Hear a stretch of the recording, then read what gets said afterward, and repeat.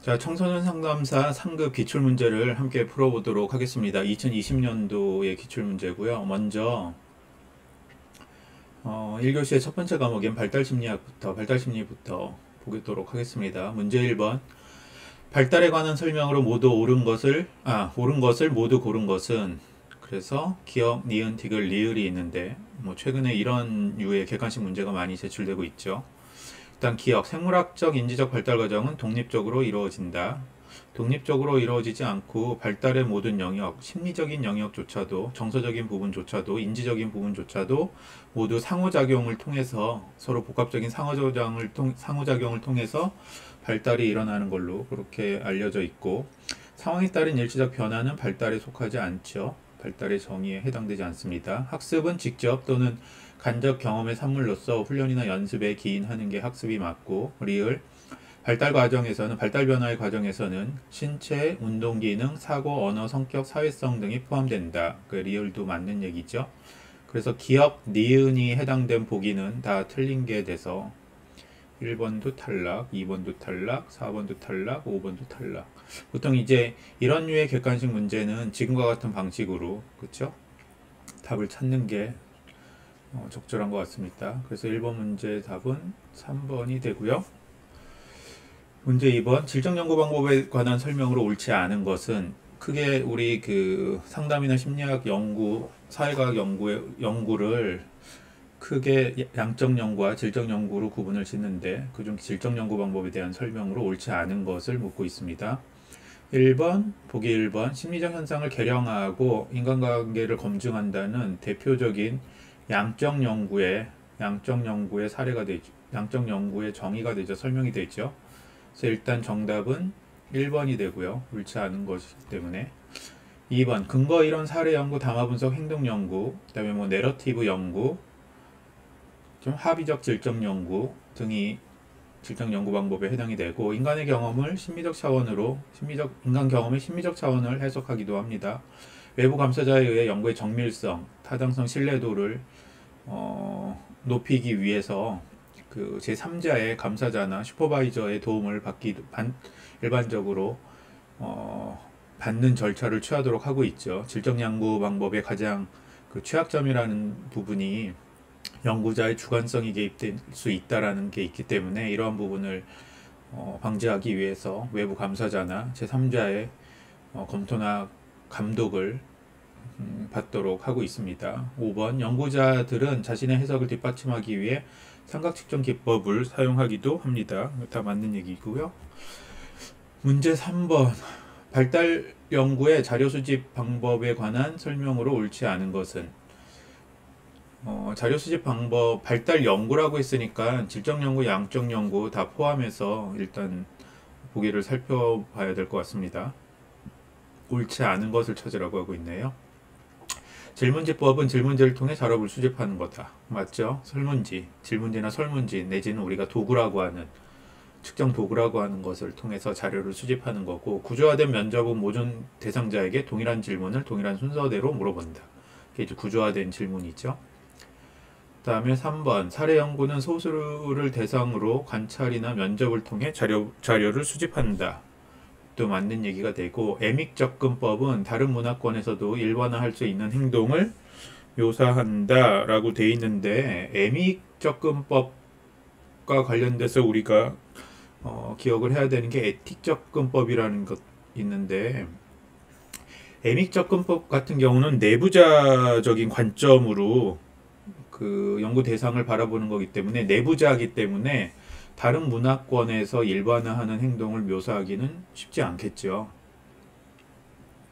이런 애믹 접근법과 반대되게 외부자의 관점으로 어떤 문화권을 바라보거나 그 조직을 바라보는 게 에틱 접근법이라는 거고, 일반화할 수 있는 접근법은 에틱 접근법이 됩니다. 그래서 문제 3번의 답은 4가 되고, 이제 5번 보기 보면 자연관찰법은 자연이라는 말이 들어있으니까 어떠한 개입 없이 일상 환경에서 참여자의 행동을 기록하는 것을 말한다. 그렇죠?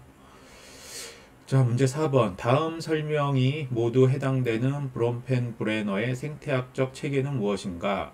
라고 하고 있습니다. 브롬펜 브레너는 인간을 둘러싸고 있는 어떤 환경들을 미시체계, 중간체계, 외체계, 거시체계로 이렇게 구분을 해서 서로 뭔가 그 영향을 주고받으면서 이러한 영향들이 어떤 그 우리 인간이나 그쵸? 인간이 발달해 나가는데 성장해 나가는데 어떤 많은 영향을 직간접적인 영향을 미친다라고 그렇게 설명을 하고 있죠. 보기를 보면 특정 맥락이 아니라 문화적 가치, 법, 관습, 자원들로 구성된다. 한국에 태어난 아이가 미국으로 이민 가서 그 문화권의 영향을 받는다. 문화적 가치, 문화권이라는 게 키워드가 될 것 같은데 문화적 가치나 문화권에 대한 얘기는 거시체계에 대한 얘기가 되죠. 그렇죠? 그래서 4번의 정답은 2번이 됩니다. 외체계, 거시체계, 중간체계, 미시체계 이렇게 있는데 마지막 이 5번 시간체계 같은 경우는 뭐 일생 동안 시간이 흐름에 따라서 이런 환경들이 영향을 미친다는 개념이기 때문에 일반적으로 그 프롬벤브레너가 구분한 이 인간을 둘러싸고 있는 환경의 차원에는 해당이 되지 않죠. 일단 그렇죠? 그리고 문제 5번 발달 이론과 성인 발달에 관한 주장의 연결이 옳은 것을 고르라고 하고 있습니다. 헤이플린은 인생의 주기는 4개의 시기로 구분된다라고 얘기를 했네요. 보기 2번 레빈슨 세포의 수명은 유전적 프로그램에 한정돼 있다 이렇게 얘기를 하고 있고 지금 1번과 2번 보기가 서로 바뀌었어요. 인생의 주기를 4개 시기로 인생의 뭐 4계절이라는 책으로 유명한데 이건 레빈슨이 한 얘기고 그다음에 세포의 수명은 유전적 프로그램에 의해서 한정돼 있다라고 주장한 학자는 하이플린이 되죠. 그래서 이렇게 연결되는 게 맞고 그다음에 하비거스트는 성공적 노화는 선택, 최적화, 보상의 요인과 연결되어 있다라고 그렇게 주장을 했고 레빙거는 전생애 동안 개인 자아는 단계적으로 발달하고 발달이 진행될수록 개인은 더 성숙한 자아를 지향한다. 레빙거의 주장이 이거는 맞고요. 그렇죠? 그다음에 발테스와 발테스 같은 경우는 능동적이고 적극적인 생활 양식이 성인기 후기의 안정감과 만족도를 높인다. 그래서 이것도 마찬가지로 보기 3번과 5번의 설명이 서로 바뀌어 있습니다. 그래서 능동적이고 적극적인 생활 양식이 성인 후기의 안정감과 만족도를 높인다라고 얘기한 사람은 헤비거스트가 되고 그다음에 성공적 노화는 선택, 최적화, 보상 요인과 연결되어 있다라고 주장한 학자는 이 발테스와 발테스가 됩니다. 그래서 문제 5번의 정답은 4번이 되고요. 문제 6번 다음 설명이 모두 해당되는 검사는 무엇인가? 발달 검사에 관련된 얘기인데 신생아의 건강 상태를 검사하기 위한 것으로 출생 직후 바로 실시한다. 검사의 내용은 심장 박동률, 호흡, 근육 강도, 피부색, 반사 민감성이다. 그래서 이런 특징을 가지고 있는 검사는 아부카 척도 검사죠. 그래서 문제 6번의 정답은 4번이 되겠습니다. 이 아부카 척도라는 거는 이 버지니아 아부카라는 의사가 신생아의 건강 상태를 평가하기 위해서 개발한 그 척도 도구가 되죠. 그다음에 문제 7번 뇌에 대한 설명으로 모두 옳은 것을 고른 것은 그것도 이제 모두 옳은 것을 고르라고 하고 있습니다.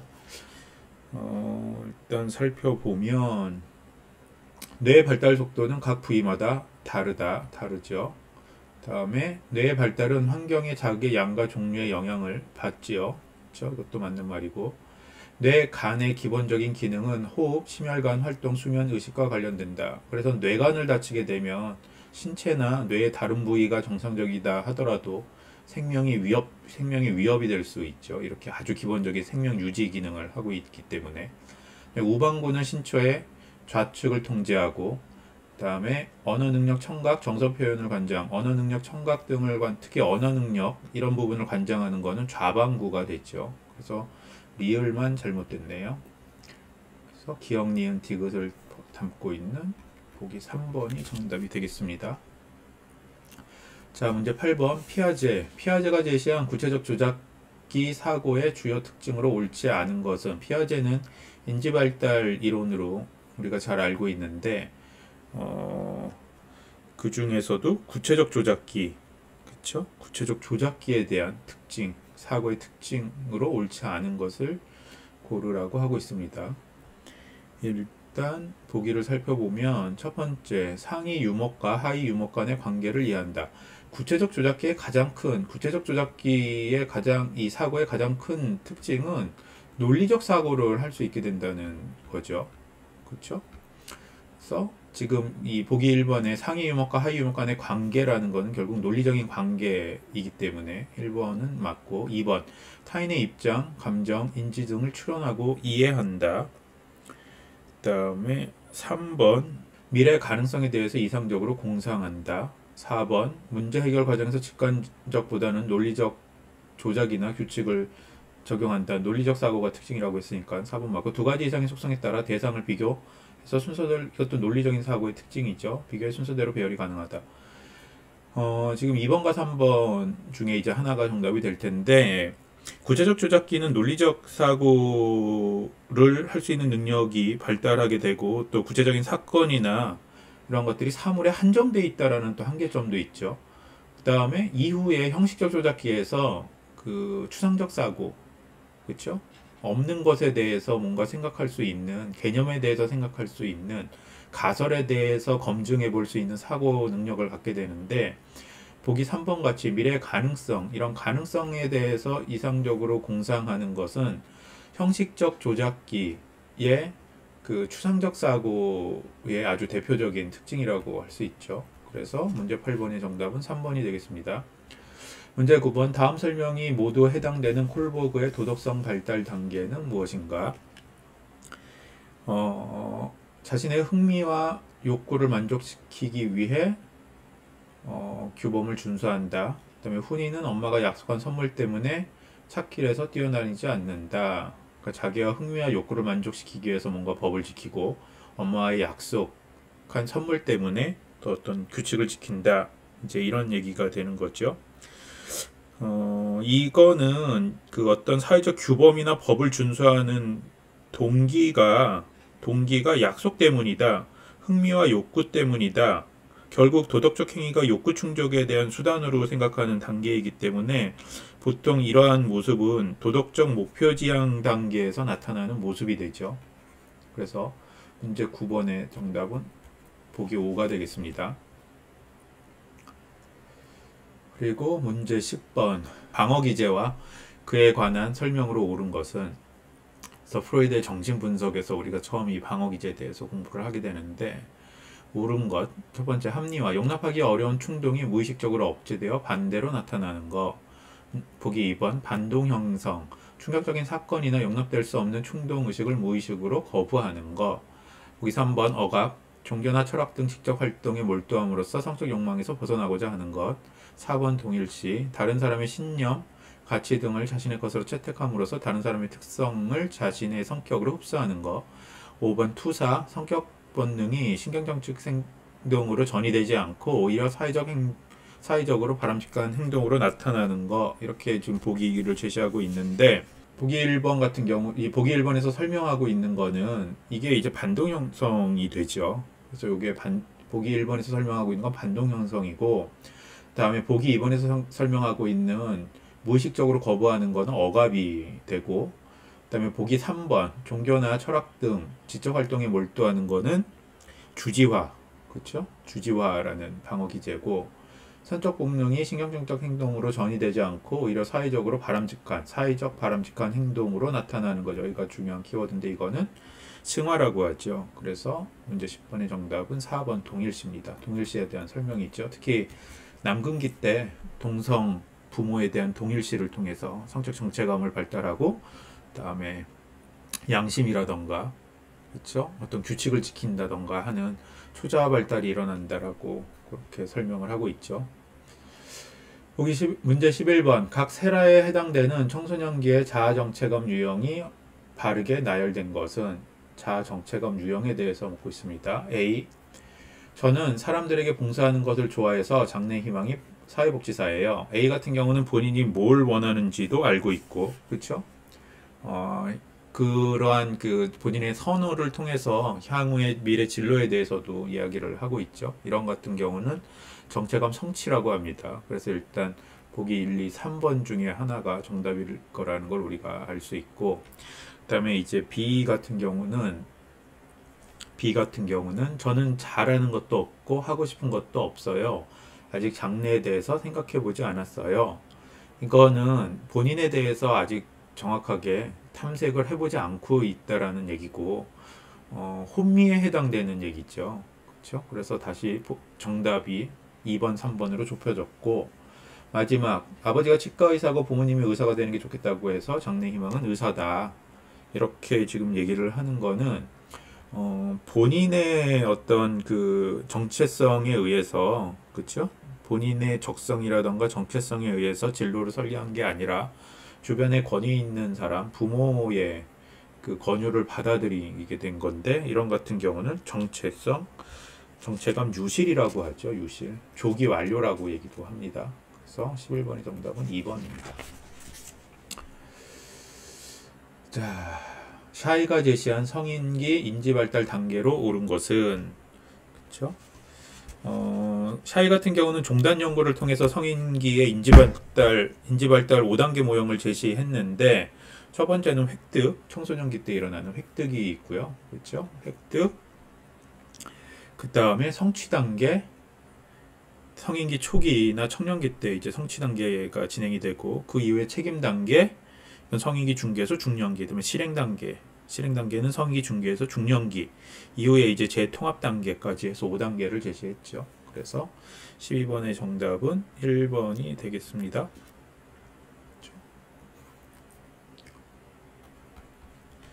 이렇게 되고,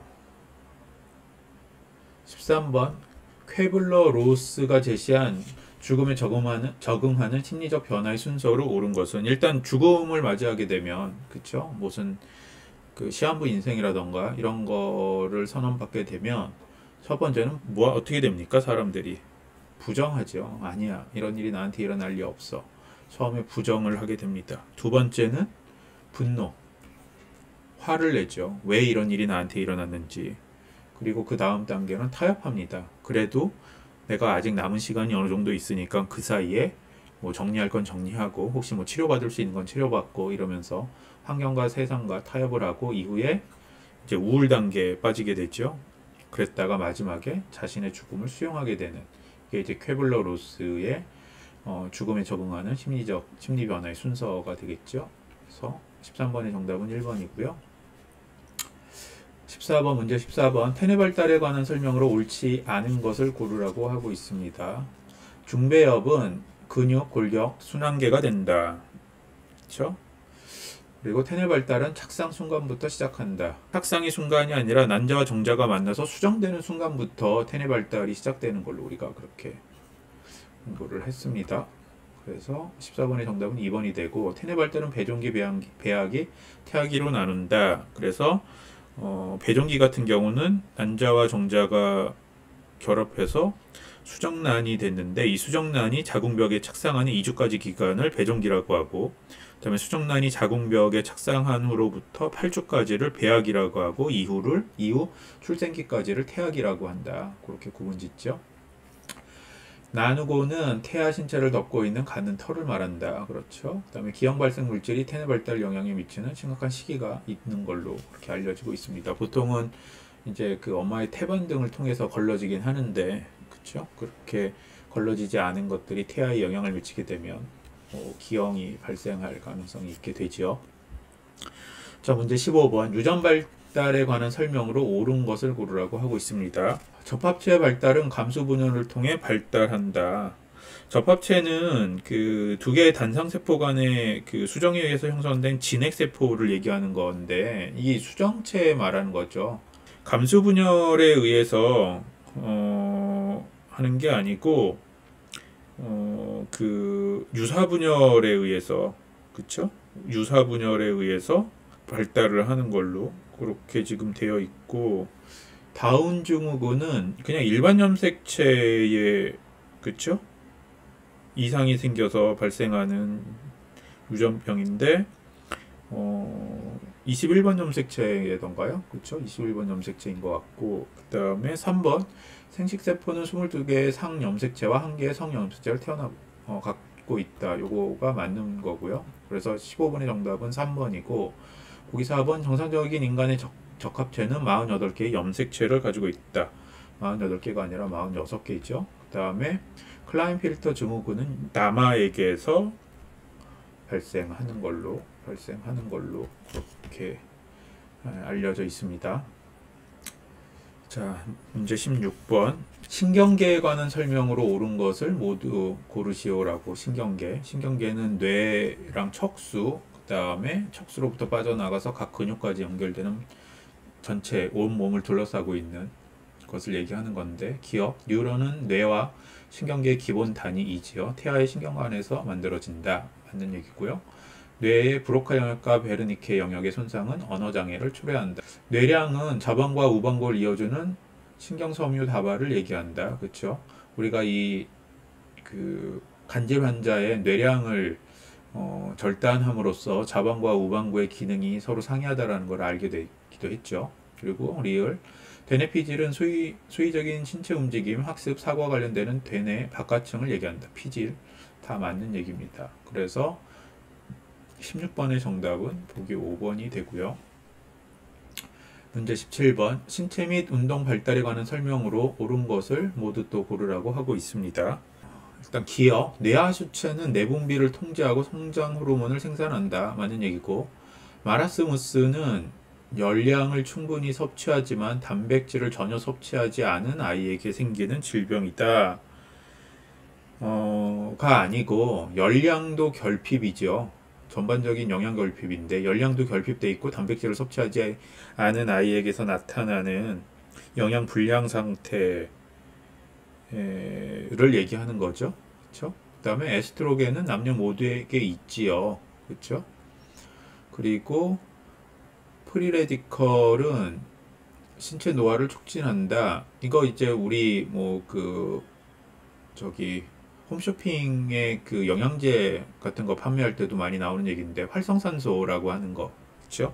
노화를 촉진한다는 활성산소를 다르게 프리레디컬이라고도 하죠. 그래서 이것도 맞는 말. 그래서 17번의 정답은 기억, 디귿, 리을을 가지고 있는 5번이 되겠습니다. 18번. 다음 설명이 모두 해당되는 이론으로 옳은 것은, 그렇죠? 자폐 스펙트럼을 가진 아동의 사고 특성을 보여준다. 타인의 욕망과 행위 사이의 연결을 이해할 수 있다. 거짓 믿음 검사를 활용한다. 그래서 이러한 설명에 해당되는 거는 이 마음 이론이라는 거가 되죠. 그래서 Theory of Mind라고 해서 자신의 생각이나 마음이 타인의 생각이나 마음과 다를 수 있다라는 거를 이해하고 깨닫는 거, 그리고 타인의 상황 이나 생각이나 의도, 감정 등 타인의 입장을 고려할 수 있는 능력을 설명하고 있는 이론이 되죠. 보통 한 4세 정도 되면 이제 이러한 능력이 발달하는 걸로 그렇게 알려져 있고, 자폐 스펙트럼이나 조현병, 그 다음에 ADHD 같은 경우에 이제 이러한 능력을 발달시키지 못하거나 이런 특징을 보이지 않는 걸로 그렇게 기억을 하면 되겠고, 문제 19번. 다음 사례에서 활용되지 않는 것인데, 정우는 일주일 후 볼 시험을 앞두고 매일 그동안 학습했던 내용을 정리해서 보완해야 할 지식을 찾아 유형별로 구조화해서 공부합니다. 그렇죠? 그래서 학습과 관련되는 얘기인데, 보기 1번의 비계 설정이라는 거는 비고츠키의 인지 발달에서 나오는 얘기인데, 학습자의 과제 수행을 위해서 주변 사람들, 특히 이제 친구라던가 선생님이라던가 가족이 될 수도 있죠. 이런 사람들이 제공하는 자료를 활용해서 내가 원하는 공부를 하는 것을 비계 설정이라고 하죠. 우리 건설 현장에서도 본 건물을 짓기 위해서 주변에다가 이 비계를 설치하고 비계를 밟고 올라간 다음에 뭔가를 계속 이렇게 장치를 장착하고 벽돌을 쌓고 이런 일을 하는데, 공부 학습에서도 그런 식으로 주변 사람들을 비계와 같이 활용한다라는 얘기인 거죠.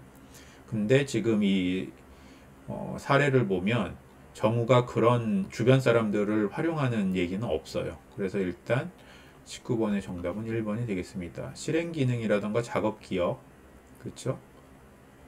그다음에 선택적 주의, 장기 기억 등은 다 해당이 되겠습니다. 자, 문제 20번. 아동의 사회성 발달에 관한 설명으로 옳지 않은 것은 사회성 발달입니다. 주 양육자의 비일관적 양육 행동은 불안정 애착을 야기할 수 있다. 이거는 맞는 얘기가 되고요. 그렇죠? 그다음에 프로이드에 의하면 초자아의 발달은 구강계에 형성된다. 초자아의 발달은 아까 우리 그 방어기제 문제 풀면서도 간단하게 설명을 했지만 그 남근기에 그렇죠? 남근기에 그 동성 부모를 동일시하면서 발달하는 걸로 그렇게 프로이드가 설명을 했고, 보기 3번. 다츠에 의하면 공격적 아동은 적대적 귀양 편향을 보인다. 그렇죠. 그 다음에 아이젠버그에 의하면 아동의 공감 능력은 천사회성 발달을 촉진한다. 반두라의 보보 인형 실험은 아동의 공격성이 모방될 수 있는 모방학습, 그렇죠. 사회학습의 예지요. 그래서 문제 20번의 정답은 2번이 되겠습니다. 자, 문제 21번. 성인기 발달에 관한 설명으로 옳은 것을 모두 고른 게 뭐냐. 그렇죠? 그래서 일단 기억. 하젠과 셰보에 의하면 아동기 애착 유형은 성인기 낭만적 사랑 관계에서도 나타난다. 그렇죠? 그다음에 니은 하트필드의 사랑의 삼각형이 하트필드가 아니라 스텐버그죠. 그래서 일단 요게 틀렸고 니은이 잘못됐고, 사랑의 삼각형 이론에 의하면 사랑의 유형은 시간과 함께 변화한다. 그렇게 돼 있지만 이거는 스텐버그의 이론이고, 하트필드 같은 경우는 사랑의 유형을 열정애와 동료애로 구분진 걸로 그렇게 주장을 하였고, 그 다음에 그 디귿의 코스타와 맥그리거의 오요인 모델에 의하면 성격의 안정성은 아동기보다 성인기에 더 크다. 이거는 맞는 얘기가 되고요. 그 다음에 위트본에 의하면 성인의 정체감 변화는 친구가 가장 큰 영향을 미친다. 라고 얘기를 하고 있는데, 물론 이제 위트본이라는 학자가 정체감 과정 이론을 주장하기는 했는데, 정체감의 과정이라는 게 어떤 이런 친구의 영향을 받는다기보다는 피아제도 마찬가지의 개념을 설명을 했는데, 동화와 조조를 통해서, 그렇죠? 동화와 저조를 통해서 이게 균형 잡혀져 가면서 정체감이 형성되는 걸로, 정체감이 변화되고 형성되는 걸로 그렇게 주장을 했죠, 위트본은. 그래서 옳은 거는 기억과 디귿이 되겠습니다. 기억, 디귿. 그래서 21번의 정답은 2번이 되고요. 자, 22번. 도덕성 발달에 관한 설명으로 옳은 것을 골라라. 보면 피아제에 의하면 타율적 도덕성은 구체적 조작기에 처음 나타난다. 길보드에 의하면 여성의 도덕성은 배려와 관련된다. 다음에 콜버그에 의하면 도덕적 추론은 비연속적이다. 다음에 피아제에 의하면 아동의 도덕적 추론은 사회적 상호작용의 영향을 받지 않는다. 받지요. 반두라에 의하면 도덕적 관찰습과 관련이 있지요.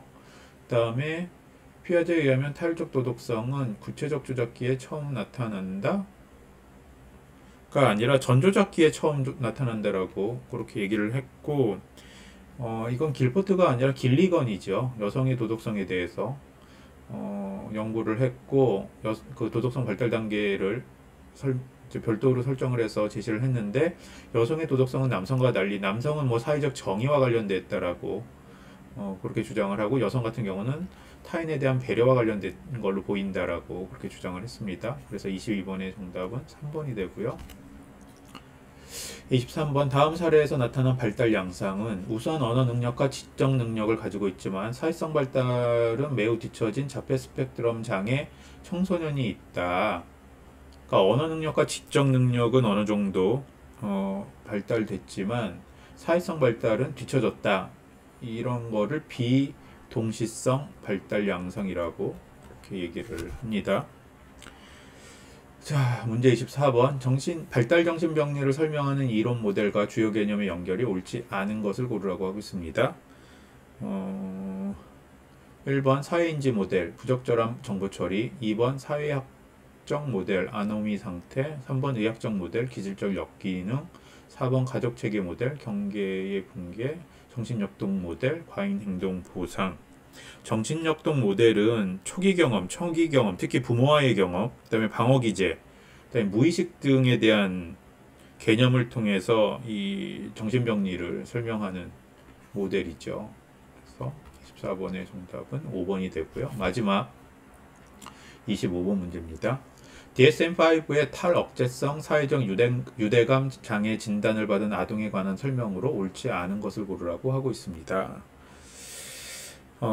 타인에 대한 최소한의 사회적 감정적 반응을 보인다가 아니라 과도한이죠. 과도한. 아무나 보고 따라가고 아무나한테 친한 척하고, 친한 척이 아니라 이제 친근한 모습을 보이고, 그렇죠? 이런 모습을 보입니다. 2번 진단 시점까지 장애가 12개월 이상 지속됐다. 심각한 사회적 방임이나 불충분한 양육을 경험했다. 그렇죠? 아동의 연령은 최소 9개월 이상이다. 양육 환경이 바뀌어도 증상이 잘 개선되지 않을 것이다. 그리고 나머지 2번, 3번, 4번, 5번은 탈억제성 사회적 유대감 장애의 특징으로 해당이 됩니다. 자, 이렇게 해서 2020년도 청소년 상담사 3급의 발달 기출 문제를 풀어보았습니다.